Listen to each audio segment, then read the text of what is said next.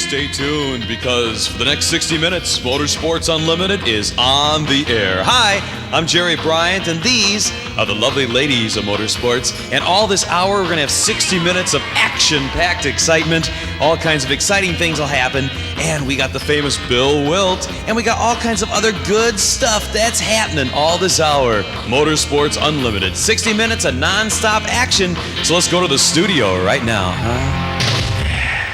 Thanks, Jerry, and hi, everybody. Welcome to the studio headquarters of Chicagoland's most watched, most talked about Access television series.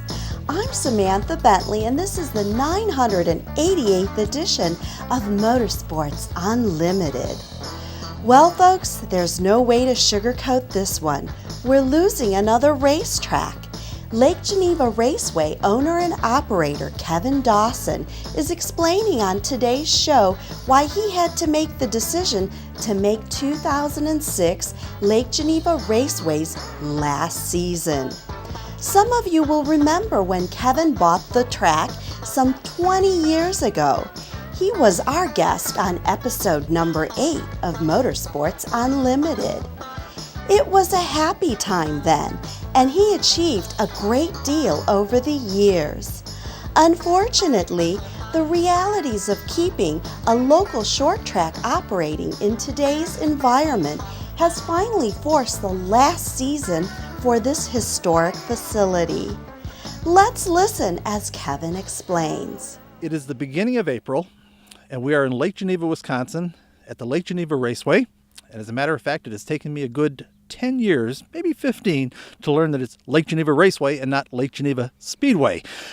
Just as I got it down, we come here today with not particularly good news. But we are a motorsport program, and we want to keep you informed. Standing with me is my good friend, Kevin Dawson. As a matter of fact, instead of me doing it, tell the folks who you are and what you do. I'm Kevin Dawson. I'm not sure what I do. I guess I'm the promoter at the Lake Geneva. I don't guess. I am the promoter at the Lake Geneva Raceway. That's right. As a matter of fact, we are going to be showing during the course of today's program some clips of you were on our 8th program 20 years ago. And if I remember correctly what the clips had to say, you apparently had been at this place about 3 years at that time. Actually, I hadn't been the promoter here for 3 years, I don't think, by then, Bill. I'd been racing here in the off-road cars, and I'm guessing that when we did that show... You'd just gotten into it. Probably, because I hadn't moved up to Wisconsin yet. As I recall, we did that show in Hinsdale, and I still lived down there at the time, I think. All right, let's bring the audience up to date here, because as I say, this is kind of a sad day here on Motorsports Unlimited. As a matter of fact, well, hopefully you'll understand as we go along in the program.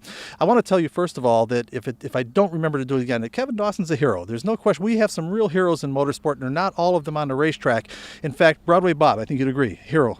Absolutely. If you look in the dictionary under promoter, got Broadway's picture. Kept the doors open for 40 years when nobody else could. Oswego closed, US 30 closed, and Broadway Bob kept it going for 40 years. Same thing, Lake Geneva Raceway 20 years ago. The word I had was place is closing.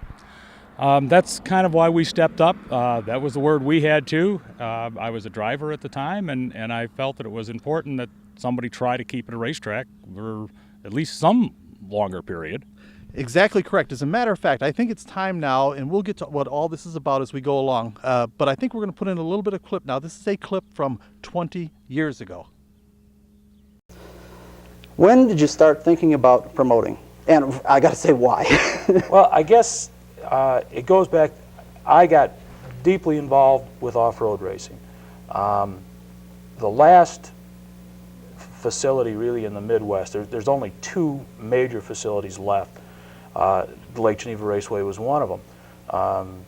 The word on the street, the scuttlebutt was that the raceway, may be closing, was up for sale, whatever. Certainly, I was concerned, I think, more than anything else, for the future of what I perceived as my favorite motorsport. And I think that probably had as much as anything kind of pushed me over the edge and said, hey, I'm going to have to do something about this. So, if I understand you correctly, there was some element in the thinking process that you were concerned about the survival of particularly your end of this motorsport thing. Very much. In addition to looking for a way to make a living in the thing that you cared about. Right. All right, now how did you happen to come upon actually taking over Lake Geneva? Well, like I say, Bill, the word on the street was that it may be closing or was up for sale. In any case, I approached the current owner at the time.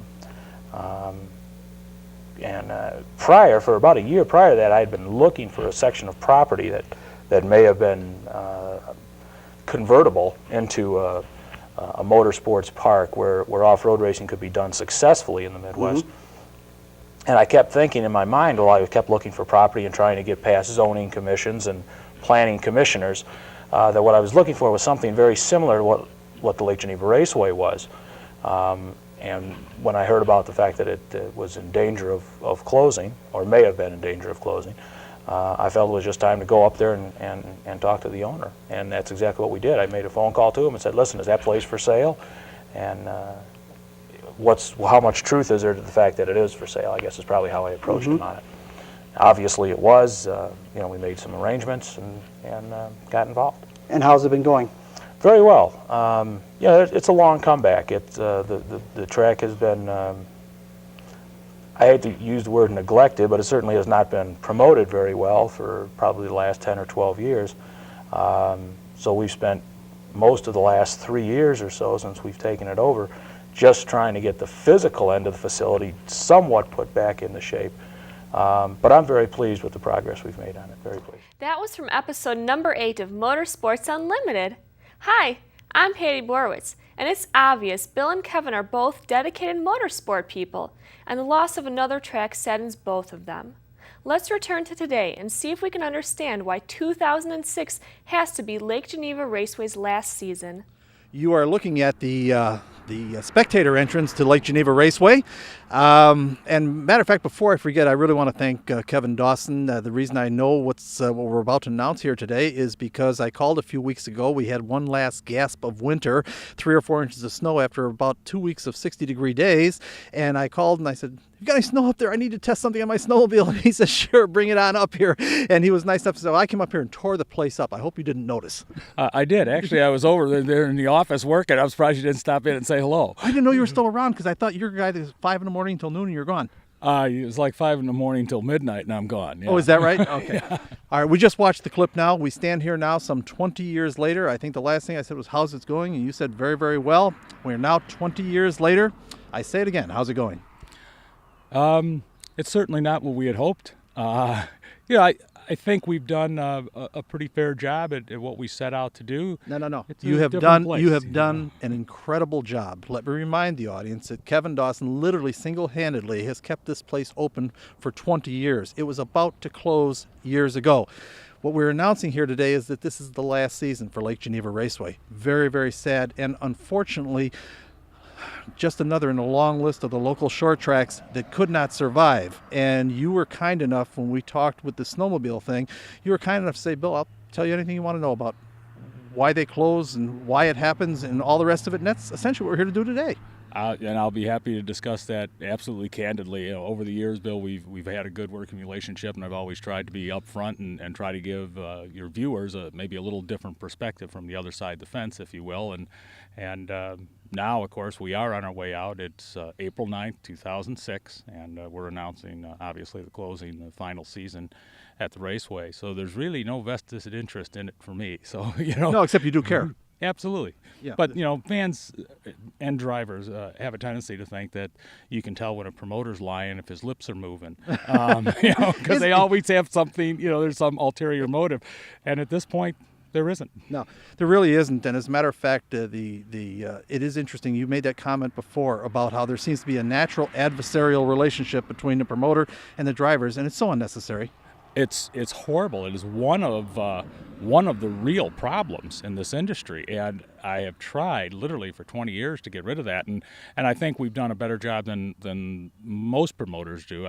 Because you're a racer yourself, I think so. Yeah. And the other thing is that one of my simple beliefs in life is the truth is always defendable. So we've tried to be upfront with the drivers. They may not like what I'm telling them, but at least they know that at the time I tell it to them, that's what I absolutely believe to be the facts. Now, you know how I feel about this. We've talked about this over the years. We've known each other a long time. My view is always the same. These places close because they fail to generate enough revenue to fund themselves and flourish. Fair enough? Absolutely. And it all comes about from selling seats. And when I say selling seats, we might be talking about sponsorship programs. We're talking about eyeballs looking. Right. It's commonly called butts in the seats. That's what it's all about. And you're absolutely right. If it was a terribly profitable business, and a lot of people think that it is horribly profitable, there'd be a racetrack on every corner instead of 4,000 every year. Yeah, instead of 4,000 racetracks 40 years ago and 1,000 racetracks today. Right. In fact, I can give you the exact numbers. In 1953, there were more than 2,500 racetracks in this country, and today there are fewer than 800. So if you apply that scale to it as to whether they're doing well and taking it all to the bank with them or not, we'd have more of them. It goes the other way. Right. Drivers, on the other hand, seem to think that the reason promoters get rid of racetracks is because they want to sell it before they hurt their back carrying the money bags or something. Let me put an end to that right now. When I talked to Kevin about this, the first thing he said was, Bill, I can't tell you how bad I feel that it's happening on my watch. There is no choice. There is no choice. I do not have enough money to throw at this thing until it finally goes under. Am I correct? Well, yes. You can't operate at a loss ad forever. infinitum. And you can make some arguments that civilization encroaching creates some problems, and it certainly does. When the real estate tax goes up 50% over a 3-year time frame, and you're sitting on enough acreage close enough to a metropolitan area, it becomes an issue. When it takes 107 people through the front gate every race night to pay the real estate tax, it starts to become issues. What is a full house for you? How many people? The facility was really never designed for what it can seat. We can put about 3,000 in. At 3,000, it is literally bursting at the seams. The problem is the rest of the facility was only built for about 1,500 to 1,800. When I say the rest of the facility, what can the concession stands handle? Sure. What can the restrooms handle? So when we have a show that produces really good crowds, then we have other issues that also drive the costs up. Okay, now I want to put another clip in that, once again, from 20 years ago. Kevin was nice enough when he first got involved with the racetrack some 20 years ago when Motorsports Unlimited just started, and he just started. I guess we kind of just started together. He came all the way down to the Chicago area. We did a show in the studio about all of the ideas he had for the racetrack and all that. And I think it's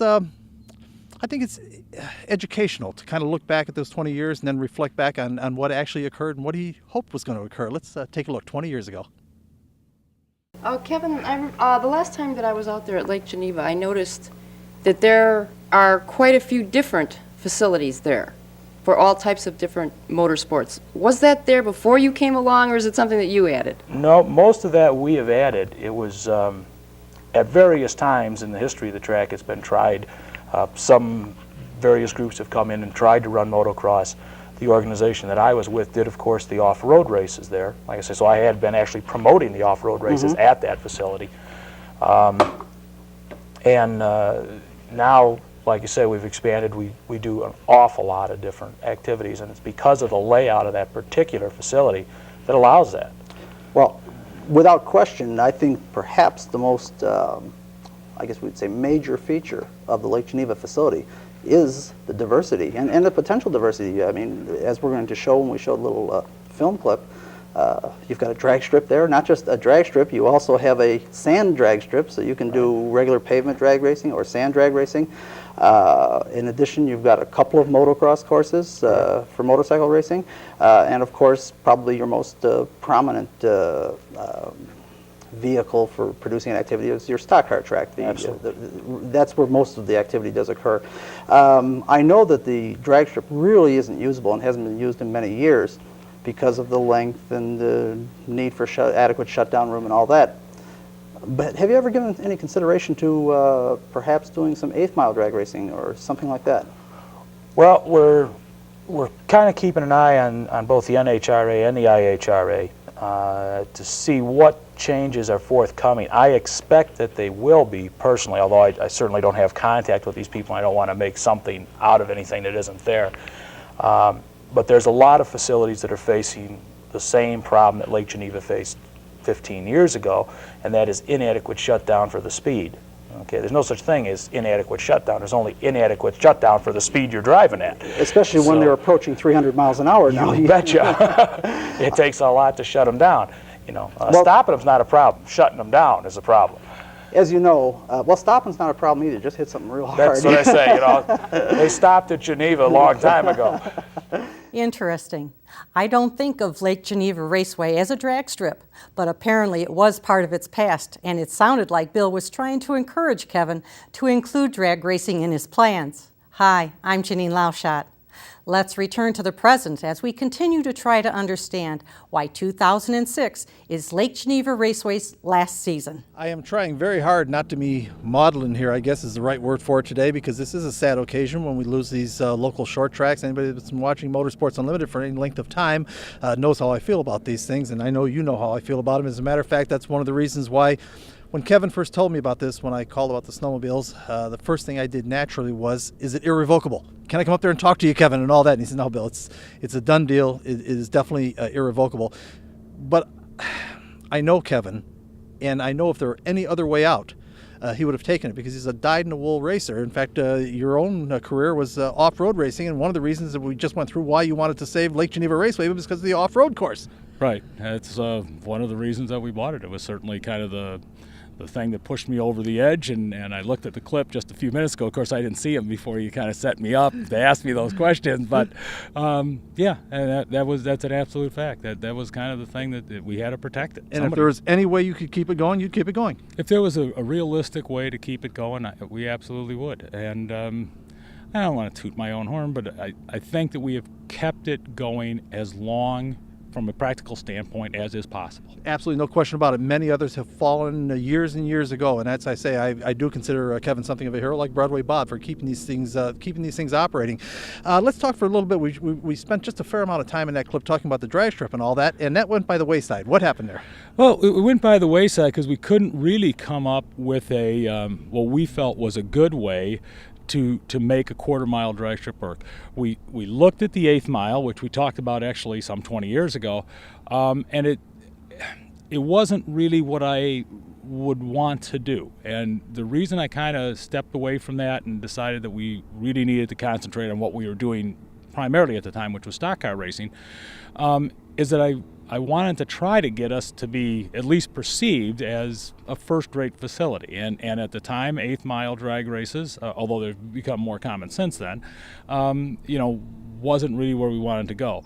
Because we had the drag strip there, we couldn't be a first-rate stock car track either. So a decision had to get made. Right. Let me just explain it to the audience. The problem was that the drag strip ran right through the center of the oval track, lengthwise through the center, which means you absolutely could not have any banks in the corners of the oval track because you needed the flat drag strip going through it. And it ended up being a terrible drag strip and a terrible oval track. It didn't flatter anything. Right. It wasn't good at either thing.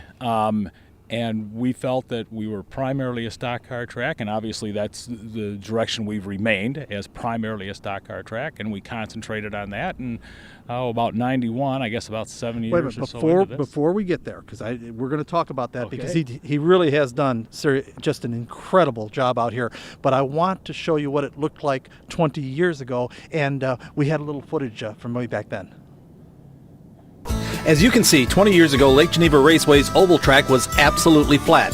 The drag strip ran right through the center of it, dictating the configuration. There were 2 motocross courses, including this one under the lights. We'll get to the second one in a moment. First, I want to point out that from the beginning, Kevin always tried to maintain a family atmosphere and provided activities for young children. Most of the buildings were in need of repair when he took over the track. Some, like this timing tower, needed to be replaced. In addition to the drag strip, there was a 300-foot sand drag course just to the left of the drag strip on your picture.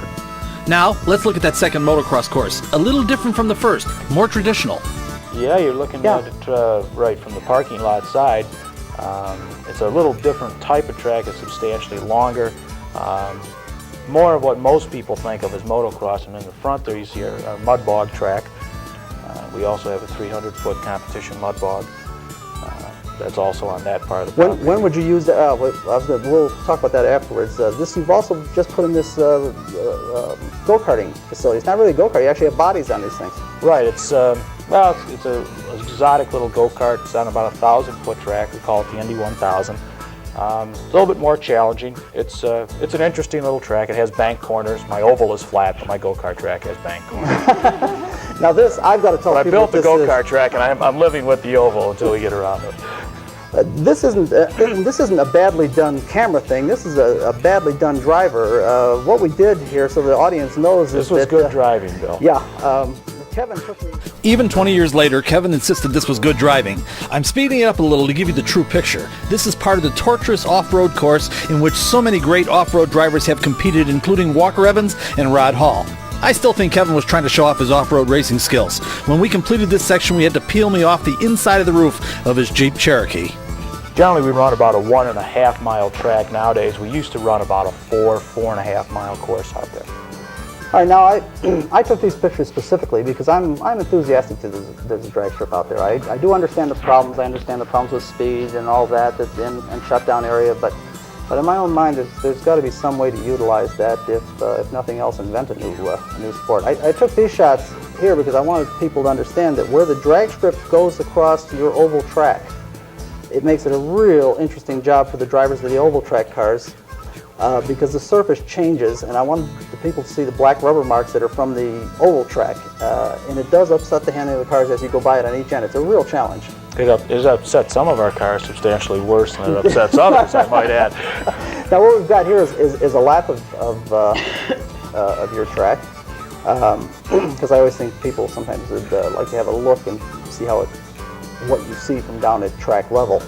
Well, you're down in the front stretch, obviously in corner 1 there. That's correct. So if anybody has a problem trying to equate where we're at. And we're going to go over the drag strip right there, ga-boom. Ga-boom, one more time, you betcha. It's a challenge, no question about it. The nice thing about it is, especially coming out of 2, there's really nothing to run into. If you throw it away, you can throw it away and get back in the race. Yeah, almost all of our corners. We're probably as safe a stock car track as I've ever seen. Of course, we only have the crash wall on the one side. We do have some dirt burns, but generally speaking, unless you hit them real wrong, I don't think they'd upset you. Of course, out of 3, you've got probably a full quarter of a mile of nice flat ground out there to get it. As you can see, the oval track was absolutely flat when Kevin bought Lake Geneva Raceway. Bill raced there many times and never liked the lack of banking. On the other hand, he always enjoyed the atmosphere and couldn't have been more pleased when Kevin built the new track. Wait a minute, we're getting ahead of ourselves. Let's return to the present as Bill and Kevin try to help you understand why this has to be the track's last season. Probably what wasn't said in that clip, to be kind, was that the original flat track here was awful. As a person that raced on it many, many times, I always felt that it was probably the tracks can either flatter cars or not flatter cars. And I always thought every car out there looked awkward because the track was so flat. Fair enough? Yeah, but it trained good drivers, Bill. There's no question. You had to be able to drive the racetrack. There's no question about that. And I think, my own self, because it's the most spectacular thing, I think your crowning achievement was creating that new third-mile banked paved oval. I think certainly best in the Midwest, maybe best in the country. We're pretty proud of it, actually, particularly when it was done. I mean, the concept of progressive banking was brand new when we got into that project, and I was very happy with the way it came out, and I think it has allowed for 15 years or so now of two-groove racing on a surface that has basically stayed together in pretty good shape. We have done many programs out here, and I make the point over and over again when we shot at Lake Geneva Raceway. It is one of the very few tracks where you have side-by-side racing, lap after lap after lap. You have an equally fast groove on the outside and the inside. Real close to equal. I think from a practical standpoint, yeah. I mean, if you've got the faster car, the guy cannot protect the whole racetrack. He can't. Made for great racing, I thought. So that brings us back to the question. We just went through that clip. The off-road thing, that's closest to your heart. I know you had off-road races out here. As a matter of fact, I saw it on ESPN one time that you had an off-road race. What happened with all that? That's closest to your heart. Well, actually, we had several events that were on ESPN, probably a total of 10 or 12 events that were televised on ESPN. And there was a falling out, and this is a very candid conversation. There was a falling out between the drivers' organization, SOTA, and the television producer. And the television producer and the marketing firm got together and decided they would do a better job than the sanctioning body that in fact had created it. And I took offense to that since I was one of the founding fathers of the sanctioning body that had created it, even though I was on the other side of the fence by then. And I simply refused to participate in what I felt was the theft Piracy, of a sure. racing series. I could not bring myself to participate in that. And that was a very difficult decision, because by then my son was running off-road races. I quit racing the day I bought the track, but my son was racing off-road, and that was a very, very difficult decision for us to make. And I just couldn't do it with a clear conscience and a straight face. No, I understand, because we have to be careful that the media outlets don't get too powerful. They're supposed to cover the events, not run the events too. And I agree. Believe me, I understand exactly what you're saying. But we also mentioned a mud bog. You had the mud bog here. Did that ever materialize into anything? We ran that for a while. It got a little professional. We started to lose the amateurs, and then it became unprofitable. The pros would come in, which was fine. Unfortunately, then the crowds couldn't support the purses, and that was really a matter of economics. We had a good time with it, while we did it, and when it got to the point where the crowds could not support the purse because you had to have a purse to get the pros in, then we kind of stopped doing it. Well, as the track evolved over your 20-year tenure here, it seems to me that the way it went was it became a first-class, third-mile, banked, paved oval. Not exclusively, but probably most importantly, the motocross seemed to become less significant, or am I misreading? Well, I think the motocross was always less significant because, first and foremost, yes, we were a stock car track, and that was the basket we put our eggs in. Motocross is still run today. We don't do it anymore. We've been cooperating with another group called Moto Promos for the last 10 or 12 years.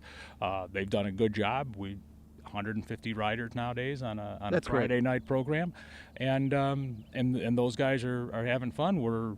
We've moved the track around a little bit to where the old Sunday track was, and installed lights and water systems and one thing or another A lot of improvements. Yeah, to make it usable on a weekly basis. And then on Friday nights, that allows us to run two shows concurrently. If you like motocross, you can go to the east end of the parking lot and buy a ticket for down there. Or if you want to watch the Friday night stock car show, you can come in through the north entrance behind us and go to the stock car races.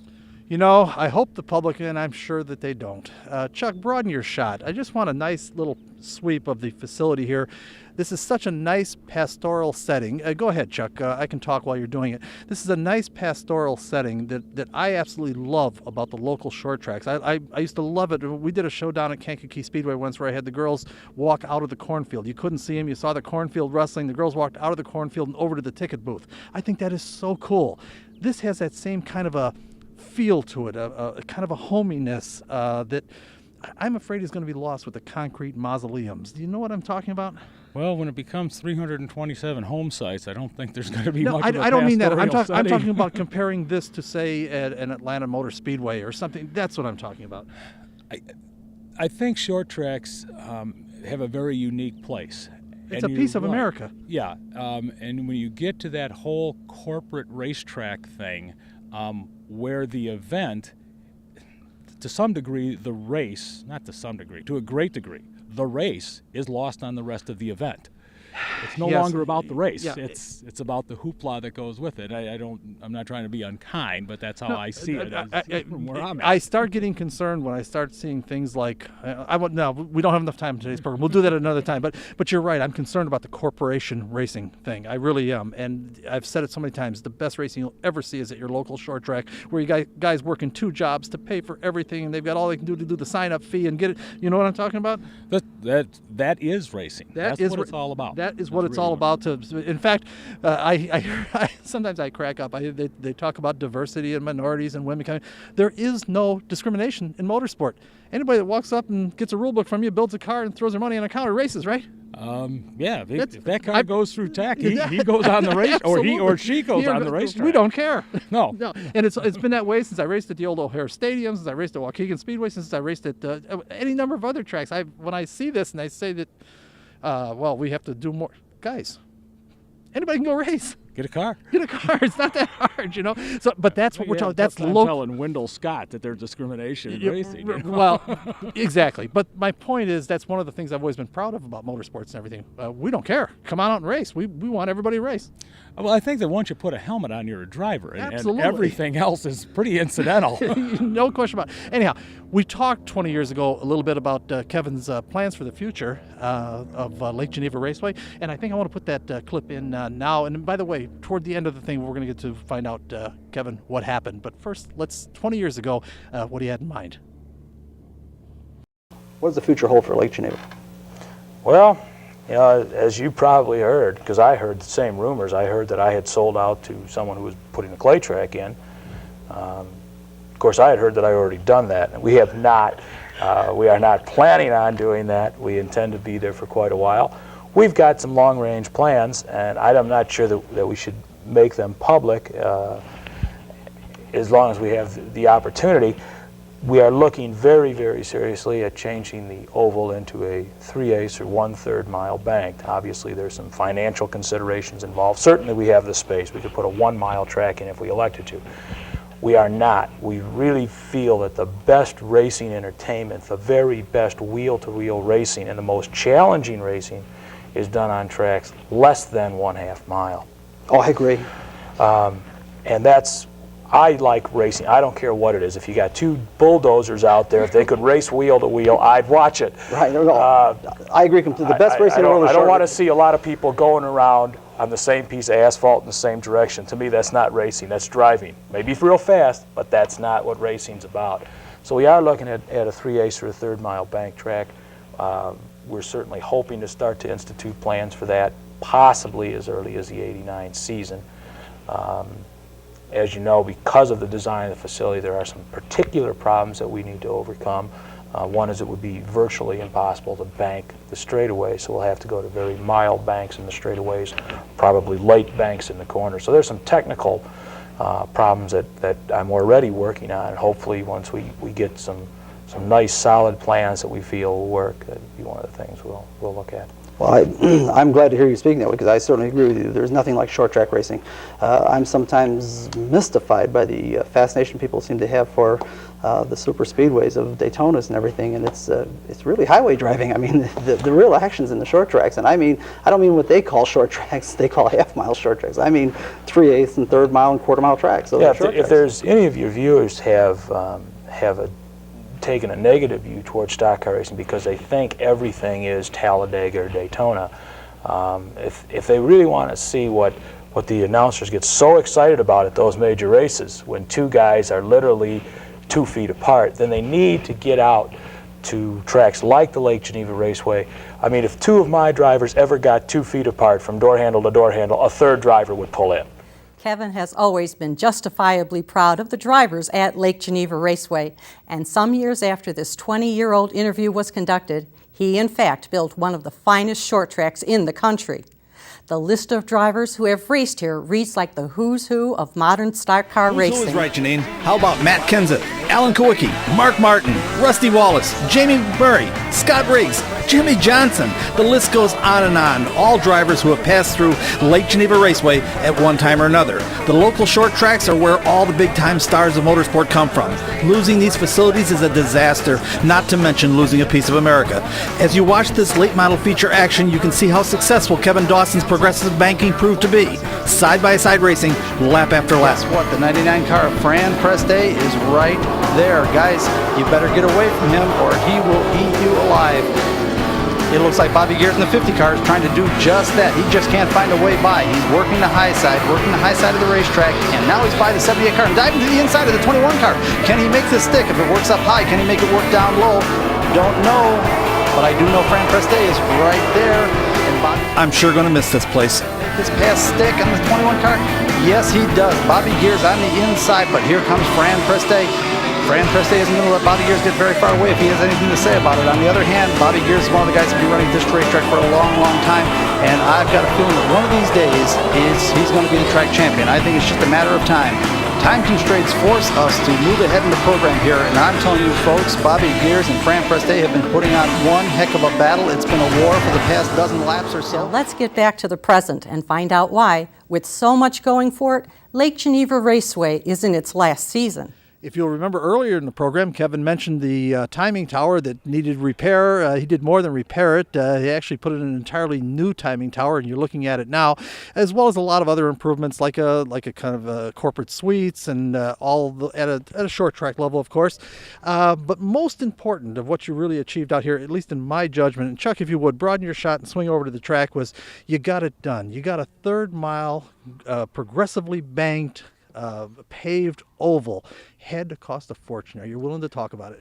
Yeah, I'm certainly willing to talk about it. Tell us what happened. Because first of all, I didn't think it was going to be possible.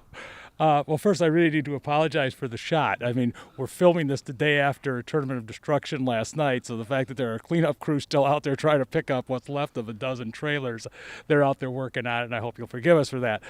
But by the way, folks, we do more than forget him. He had a good night last night. It was below freezing and the place was packed. So good for you. Yes, if they do that all the time, we'd probably wouldn't still be closing. we Exactly. would be having this show. Okay, tell us about it. It had to be a huge investment. Give us an idea about what does it cost to pave a third-mile bank pave oval.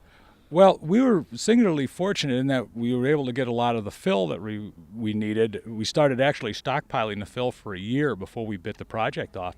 I looked at that clip, obviously, a few minutes ago. You didn't show it to me before that.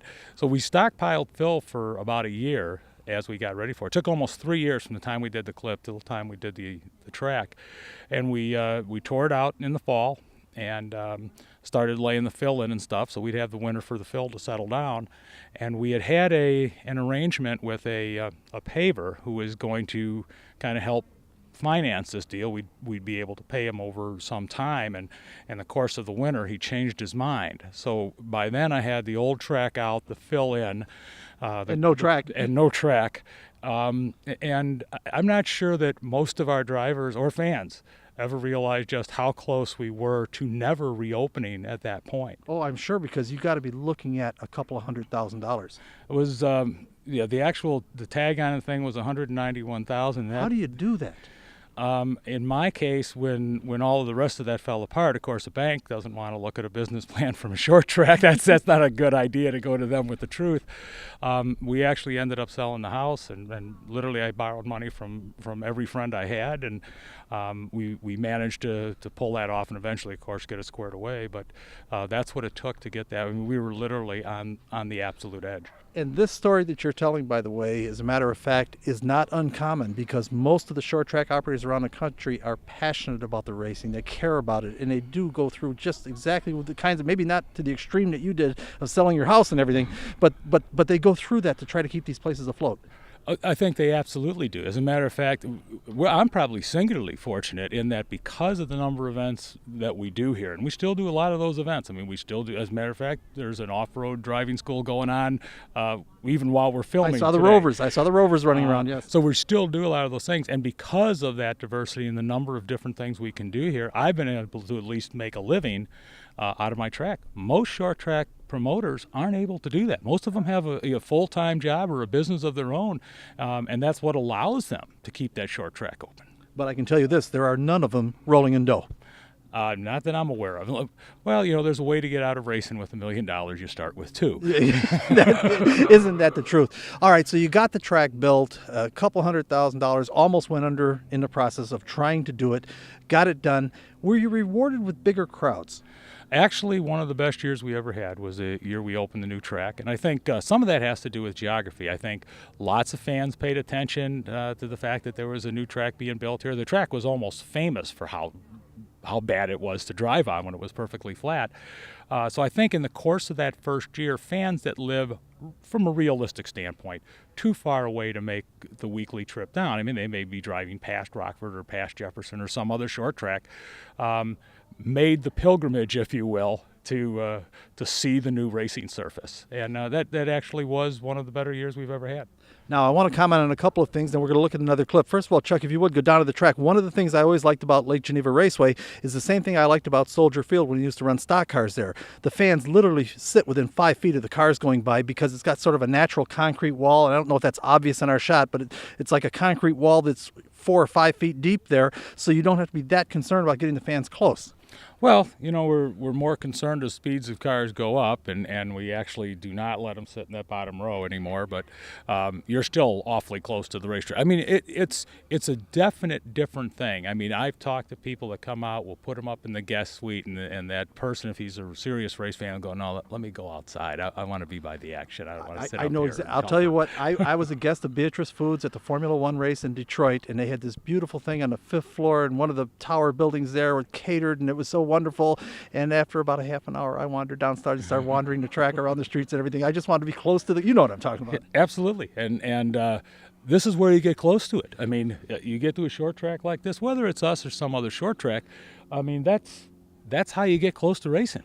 You're exactly right. So now we talk about it because obviously it's closing. Wonderful facility, completely rebuilt the track and everything, because there's some other things that are involved with this. And we did talk about this 20 years ago. And have a look at this clip. How are you doing with getting the network sports news to cover your activities? Well, Bill, I think that motorsports obviously gets, now, I'll say the short end of the stick. I have some other adjectives that would probably do be more we get any end of the specific, stick? I'm not sure we get any end of it. That may be true too. Obviously, if you want coverage of any given event, any professional sport, with the exception of motorsport, you call a newspaper and you say, "I'm doing a XYZ, whatever it happens to be." And someone from the paper comes out and writes a nice little article. In motorsport racing, of course, generally speaking, with some very few exceptions, those with national visibility, and that pressure is coming elsewhere to get the media involved. If you see an article about a short track, be it Santa Fe or Raceway Park or Lake Geneva or Wilmot or whoever, it's probably been written in-house, delivered to the paper or the radio station.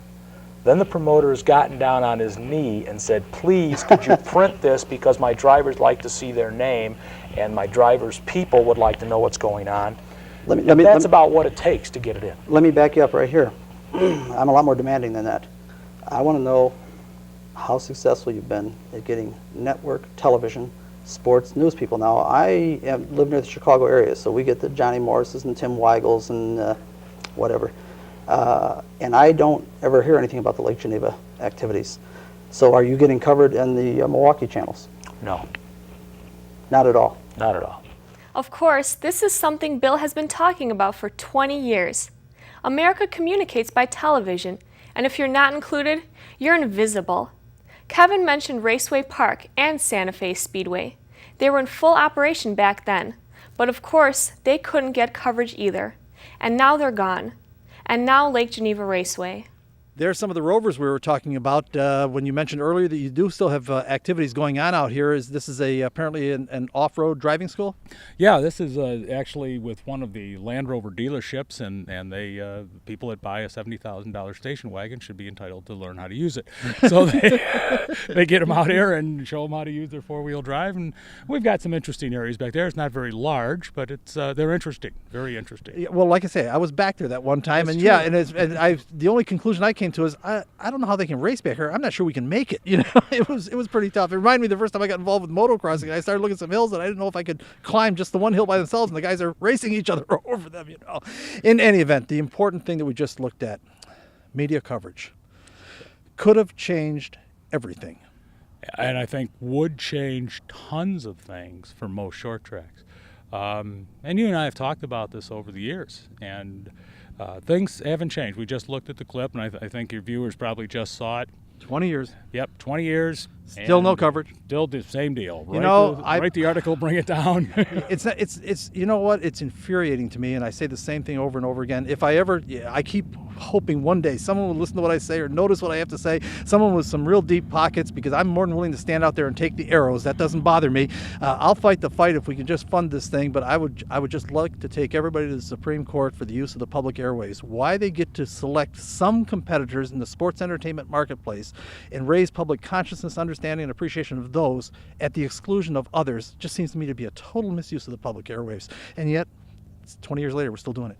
We're absolutely still doing it, and of course you certainly have to appreciate the fact that the Constitution guarantees the free press deal. Oh no, but it doesn't. Except you and I can't put up a transmitter and transmit. Right. So all of a sudden, no.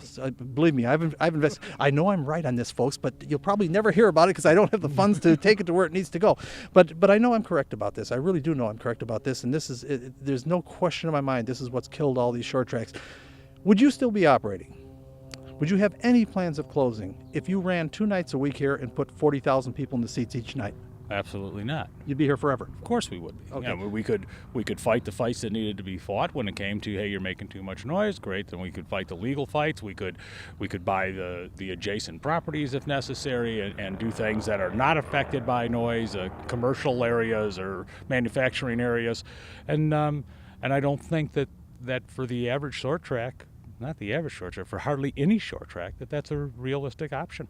No, it really isn't, because there just aren't the resources to do it. Just like I've said, I am absolutely confident in my position about public airwaves and about the proper usage of the public airwaves and public promises and guarantees all the way back to the Radio Act of 1927. But if you don't have the resources to fight it, you can't get it. You're swinging in the wind. It's very frustrating. I try to keep a sense of humor about it, but it makes me mad. And I'll tell you what, I want to get the last clip in because I don't want to shortchange us on the time where I want kind of a conclusion, a summation from you of why it's closing, what happened, because you certainly accomplished a ton. So before we get to that, we've got one last clip from 20 years ago. I don't want to put any pressure on you, but the future of the motorsport community depends on how smart you are and how much vision you have in this area and how aggressive you are in this thing. All kidding aside, we make a lot of effort making sure that everyone understands that we're all in this together. The drivers, the participants, they really can't make any money unless the promoters are making money. And if the promoters aren't really making a good buck, they can't turn around and reward the drivers the way they'd like to. The whole thing from top to bottom has to be lifted. We can't just lift one element. It won't be successful. Well, as I'm sure you're aware, Bill, if you take a look at where income dollars come from, for any professional sport, I'm not just talking motorsports, I'm talking pro football. If pro football had to live on gate receipts, it could not survive. Certainly a thing like marathons, hockey, golf, professional bowling, if those forms of sports, entertainment, had to survive on gate receipts, okay, there's no way they could survive. What they have is sponsorship money that comes in. Mm-hmm. There's an example right now that I just happened to read the other day for $50,000, okay, which is more than I pay all of my drivers for a season, okay. You can sponsor a 10-kilometer run in New York. But Gee, I think, what do I call? 10-kilometer run will get TV coverage. Right. And I agree with you 100%. That's the difference. The difference is they have audience. Yeah. That's the difference. And as that corporate sponsor comes in, when Beatrice comes in, who spends millions and millions of dollars in broadline advertising, and says, we're going to sponsor the Chicago Marathon. Certainly, and I don't want anyone to misunderstand, I'm not against running Chicago Marathons. That's terrific. I mean, the fact that there's a lot of people that want to do that, I think that's great. I've got nothing, I don't have an attitude, well, if they're walking on the street, we should drive over them with a car. That's not the case. I'm just using it as an illustrative point. When Beatrice comes in and says, okay, we're going to put $1.25 million into this run, and I think that figure's somewhere close, Mr. So-and-so at Channel 5, do you want to cover it? Now, the guy at Channel 5 says, let's see, where did my advertising revenue come from last year? He's already gotten a call from the advertising department. He says, we'd be delighted to carry this live for 4 hours because there's probably 60 or 70 people that would like to see this on television, That's one of the results of having that sponsorship, and it's a snowball effect. You bet, and it's something that we just have to fix. Unfortunately, the lack of television sports news coverage of local short tracks didn't get fixed, and one by one they go by the wayside. We're going to wrap things up now and find out the specifics of what happened. One final note, there is a reason Kevin was wearing sunglasses. Bill was close enough to see it. After all, Kevin put his heart and soul into Lake Geneva Raceway for 20 years. I want to remind the audience once again that we are, in fact, in Lake Geneva, Wisconsin at the Lake Geneva Raceway. After all these years, it took me to learn Lake Geneva Raceway instead of Lake Geneva Speedway, and now they're closing. And what we're talking about is the closing of Lake Geneva Raceway. This is the last year. 2006 is the last year for Lake Geneva Raceway. And, of course, this is a very sad time. And we're trying to understand it a little bit with Kevin Dawson, the person that really single-handedly saved this place 20 years ago and has kept it going for the last 20 years. Never succeeded successful at getting the media attention that it really would have taken to boost the, and people, when I say these things, 40,000 people, they say they don't have seats for 40. Believe me, if you had 40,000 people wanting to buy tickets, you could build seats. We know how to build seats. Oh, absolutely. I mean, if every night you couldn't seat them, you keep building more, but nobody builds seats to not have someone sit in them. Empty seats are That's expensive. not how it works. Yeah. Absolutely. Okay.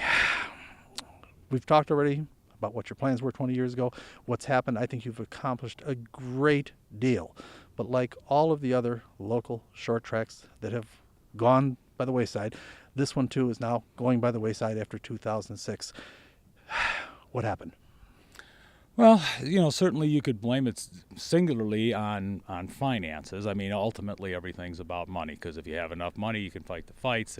Regarding zoning, we talked about that already. Now, is that a significant part of what you're up against? Is fighting zoning problems? It is to some degree, because the property just north of the racetrack was rezoned into residential, and since noise ordinances, and just because you're grandfather doesn't mean you have a right to violate noise ordinances. So they're not, the city of Lake Geneva, in fairness to them, is not saying you have to close, you can't race. What they are saying is you have to meet current noise ordinances, or will have to as soon as somebody figures out their Which own you can't laws. do. Yeah, which you can't do. Right, but it's because of the rezone, which means that the residential district is now too So the close to strategy would have raceway. been to make sure that the rezone didn't occur. Absolutely. And it takes money to do that, and lawyers and all the rest of it. That's exactly what it takes. Okay, keep going. And I think to some degree, you could look at a lot of different things that have created this problem for more and more short tracks. I mean, I talked to a lot of promoters in the course of the year, and there's nobody out there right now that's getting fat and sassy anymore.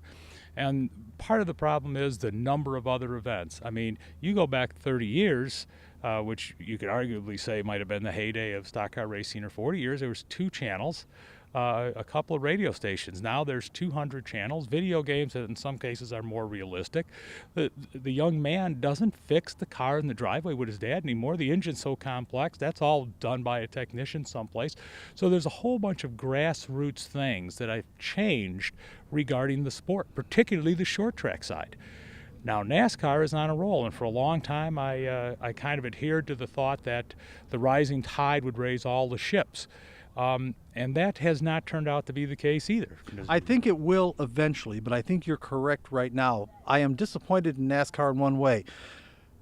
They are an unbelievably rich organization, and I think their charitable efforts should have been towards all of the local short tracks. And I don't mean take it over and make a NASCAR track out of it. I mean reach in and keep these tracks going until it does lift all the boats. Well, I think they're seeing the handwriting on the wall that this is the problem. They did do some symposiums last year, but it's a little disingenuous when you own a whole bunch of the airtime, okay, and you're busy pumping the super speedway races. I understand they've got to sell, 170,000 tickets.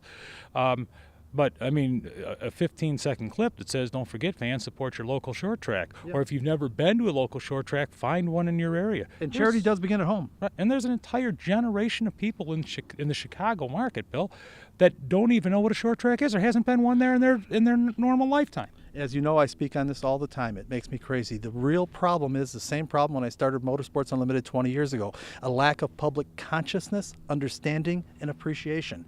That's really our task, and if we don't get the media to come and pay attention to what we're doing, we're lost. We're beat. Yeah, and it's getting tougher and tougher. There's more and more professional sports out there that are fighting for that media coverage.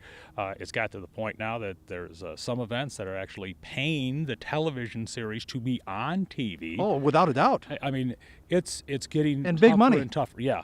So for the independent short track to get really its due of coverage is pretty difficult. Now, there are some tracks that are positioned in exactly the right area. If you're in a small community in Idaho, let's say, that has a CBS, an NBC, and an ABC affiliate, but the nearest professional sports team is 300 miles west in Washington, you're going to get some more coverage. But if you're near a major metro area, you're pretty much dead. I'm getting a wrap up. Kevin, I want to thank you so much. I know this is difficult for you. I know how much of your heart and soul you put into this place for the past 20 years. I don't think you really know how much. One thing I've got a quick funny note here before I go. Kevin Dawson has got a future. He doesn't even know. He's got a different kind of future than he thinks he does. Those of you who've seen those 20-year-old clips, Kevin Dawson is the only man that I know that ever lost a ton of weight and never put it back on again. You lost it like the first couple of years I knew you, and you have never put the weight. You ought to write a book. Yeah, right. I should write I'm serious. I'm dead serious. How do you do it? And my cameraman, Chuck Installer, had the best line. Well, Bill, you starve at a racetrack for 20 years, and that's how you do it. I think it has to do that. When I got here, I was a happy fat guy with hair, and you know.